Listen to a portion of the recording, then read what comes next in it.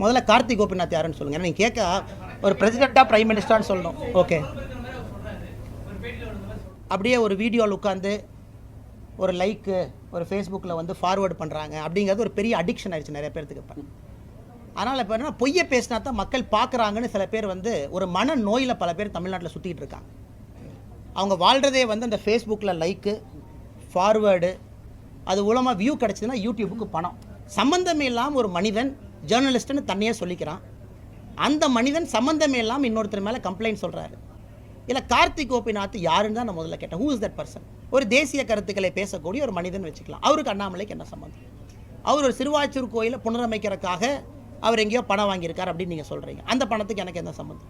இதனா 1000 கோடியா 10,000 கோடியா 2000 கோடியா 3000 கோடி? என்ன ப்ரூஃப், என்ன அலிகேஷன்? இது என்ன சொல்ல வர்றீங்க? அந்த பணம் எங்கே வந்துச்சு? அந்த பணம் எங்கே போச்சு? யார் அக்கௌண்ட்டுக்கு போச்சு? அதெல்லாம் சொல்லுங்கள். ஒரு யூடியூப்பில் ஃபேஸ்புக்கில்